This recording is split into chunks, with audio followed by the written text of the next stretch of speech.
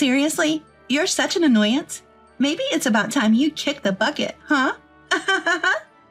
Narrowing her eyes to glare at me, my daughter-in-law Kiki, along with her mother Sierra, spat these words in my face. Even my precious grandson Hank, whom my late son left behind, joins them in pointing at me and laughing. Seeing this unfold, I felt like I had reached my breaking point. Why keep people around who wish you gone? They're not family. They're nothing. The weight I'd been carrying in my chest seemed to lift, leaving me feeling oddly liberated. Well then, leave. We want to live just as a family. Sierra shouts at me, sounding like a villain from some story. Hank repeats her words like a parrot. Seeing the two of them so pleased, I could only sigh. Despite their continued jeers and insults, I could only muster a dry laugh. All right, I said, retreating to my room immediately. And so I began to plan my revenge against these strangers who felt entitled to stay in my home without a second thought. I'm Amy, 72 years old this year. I had been living with my son Wendell's family, but since he passed away, I've been living with his wife Kiki and grandson Hank. But it seems they don't appreciate this at all. Whatever goodwill I've shown them has been met with indifference, if not outright malice. Amy, I'm sorry. Work will keep me late again today. Don't worry about it. Just do your best at work. I'll look after Hank. Kiki often comes home late from work. Feeling sorry, she informs me as such, and I always try to encourage her. With Kiki so busy, my days consist of looking after Hank. That said, Hank is a middle schooler now. He should be able to take care of himself. Hey, Grandma, why do you cook such terrible stuff? I'm sorry, but you're growing. I make sure to cook enough. I don't want it. Not in the mood to eat this crap. Maybe Hank has felt lonely since his parents often work and leave him home alone. I was having a hard time with Hank, who was in the throes of teenage rebellion. It didn't help that he was disappointed his grandmother was the one taking care of him. He would often ignore the meals I prepared, and I even found out he was tossing the lunch boxes I made for him in the morning. He wouldn't lift a finger to do his laundry, but if I took it upon myself to bring it to his room, he'd snap at me. Don't come into my room without permission. I couldn't be too firm with him. I felt guilty for not allowing him to be indulged by his parents and having him endure instead. Yet, there was another factor that was making his behavior worse. Sierra, Kiki's mom. Really, Amy? You're feeding my grandson this junk? I'm sorry. Hank, Granny brought you some of your favorites. Go ahead, eat up. Awesome. You're a lifesaver. Sierra would come by unexpectedly, barge in without so much as a greeting, and shower Hank with gifts she called souvenirs. Even though they were Hank's favorite foods, they were often high in calories and greasy, just making his dislike of vegetables worse. Even if I hinted at his picky eating habits, Hank didn't listen. He had a powerful ally in his maternal grandmother. Sierra loves to criticize me, taking any opportunity to say whatever she wanted, making both Hank and herself feel better in the process. At times, she would even badmouth Wendell, who had passed away, leaving behind not just me, but our kids and his wife. Hank probably preferred Sierra over me, who nagged him daily. I was growing increasingly frustrated with Hank's worsening attitude and Sierra's enabling behavior. Still, I kept my composure, telling myself it was only once or twice a week.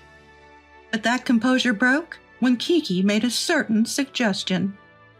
By the way, Amy, my mom's coming over next weekend. Just a heads up. Oh, she gave notice this time. Usually she'd just come over saying we're family and doesn't need to ask. Upon hearing what I had to say, Kiki frowned, but didn't object. Being a single mom and looking after a child at that age can't be easy, so I never insisted on moving out. I thought I'd be doing everything I could to help both of them. My mom said she's okay with us living here together. What? Sierra's going to live with us? Yeah, Hank already adores my mom, so it should be fine, right? Well, about that, I was at a loss for words. From Kiki's perspective, her own mother was more trustworthy. Even so, I'd been the one taking care of Kiki and Hank all this time. I was quite shocked that such a decision was made without even discussing it with me. Ignoring my reaction, Kiki continued. I didn't even ask for Amy's opinion. What do you mean? Exactly what I said. Oh, please clean out Wendell's room. My mom is pretty efficient. She'll throw things out immediately. I felt dizzy hearing her say this. She wanted to carelessly get rid of the memories in my late husband Wendell's room. The thought alone made my blood run cold. Rushing to Wendell's room, I started moving his belongings to my room, feeling a chill creeping into my heart. Sierra moved in before I knew it, and in no time, she acted like she owned the place. I had left some basic furniture in Wendell's room, thinking she would need it. But one morning, she had it all thrown out as bulk trash. Who would want to use a bed that belonged to someone who's dead? Exactly. I told Amy to clear out the unnecessary stuff. Maybe her ears aren't the only thing going bad in her old age. As Sierra moved a bed into Wendell's room, a bed that looked out of place, she said this. The way Sierra claimed the space as her own and disregarded Wendell, along with Kiki and Hank's support for her, was something I couldn't forget. Soon after Sierra moved in, I lost my place in the house. Kiki was often absent due to work. Hank refused to eat my cooking. And Sierra catered to Hank while treating me like an enemy. Enough of this. Learn something from Granny and cook something edible. Hank, you need to eat some vegetables too, or it's unhealthy. Don't worry, Granny knows exactly what you like. I'll make lots of it for you. With a smirk, they looked my way. While cleaning up the salad that had been knocked off the table, I pretended not to notice their contemptuous gaze. While Hank and I were sitting on the sofa happily eating the pizza that had been delivered without me noticing, I sighed. No matter how much this was for Hank's sake, being continually disregarded like this was disheartening. On top of that, feeling despised and being verbally abused made it hard to feel any love, even for my beloved grandson, left behind by my son. When did caring for Hank become more of an obligation than a pleasure? Reaching my limit, I took the opportunity to talk to Kiki when she came home late at night. I saw this as my last chance before our family bonds disappeared completely. However, Kiki was unaffected by my words, and she said, So you're saying you don't like how my mom behaves? You know, I thought living together in this house was a favor from me to you all. Can't you at least show a little appreciation as a family? Huh, is that so? I was the one who offered to continue living together after we lost Wendell, the breadwinner. I was also the one who decided to support Hank, who was emotionally unstable after losing his father. If family sentiments are absent in all of this, it wears down my soul. I tried to make Kiki understand my feelings, but she just grunted and said, I'm tired, then returned to her room without responding. The next morning on Kiki's day off, I was struck with the final blow. Mom, listen, Amy doesn't like your attitude. Oh, really? Maybe she's just lonely since Hank has been taken away from her. Suddenly, hearing this out loud, I was taken aback. While calling for Hank, they continued talking, glaring at me with malice. She says this house is only running because of her generosity. What a high and mighty attitude. I wonder what she's trying to say. Does she not understand she's not the only family member here? Seriously, it's infuriating. Maybe you should die soon too, like someone's son? Kiki spat out these words, with eyes wide open, glaring at me. Hank, who had been laughing at the sight, repeated Kiki's words like a parrot. Die soon? Ha! That's harsh. Whoa. Hank, don't laugh so much. You'll make Amy feel bad. Witnessing this scene, I felt as if I'd reached my breaking point. What had I been thinking? Serving these people all along? Any feelings for my precious grandson, left behind by my son, had long vanished. As they say, people who wish for your absence aren't family or anything of the sort. A weight lifted from my chest, and I felt clear-headed for the first time in a while. What's with that look? Shocked to find out we're not family? Have you finally lost it? Fine. We're going to live as a family from now on. Get out. I can only muster a dry laugh in response to the three people mocking and berating me. Understood, I reply, and quickly retreat to my room. I start planning my revenge on these people who have overstayed their welcome in my home without a second thought. First, I call a moving company to get all of my belongings out of this house. The movers gladly accept the job. As soon as I hang up the phone, they arrive and start loading my things onto the truck with efficiency. Wait, why are you taking the furniture and appliances too? Because most of the things in this house were purchased by me. You're the only one getting kicked out. You should leave them. No, thank you. I have no intention of leaving anything for strangers. Maybe it's because I've always been accommodating. But the three are surprised by my calm response. But they were the ones who hurled unspeakable insults, proving they're not family or even decent human beings. I have nothing more to give them. When we started living together, I had said I wanted to save money, so I purchased most of the furniture and appliances. That includes Kiki's favorite microwave and Hank's go-to sofa. I have them promptly packed by the movers. As my belongings are being carted away, the three continue to snipe, albeit with unpleasant expressions. Well, fine. I'm actually glad you're getting rid of that old furniture. Makes things feel fresh. Granny, why don't you buy me a new bed while you're at it? Sure, let's get one bigger than before. I ignore their incessant sarcastic remarks and tape up the final box. After glancing around our empty house, apart from their rooms, I gave a cheerful, "Well then," turned my back to the three of them, and left. How wonderful this home is now that the nuisance is gone. You don't have a home to return to anymore. Spend your lonely retirement alone. Ignoring their noisy complaints, I couldn't help but chuckle. Do they really think this is over just because I walked out with my bags?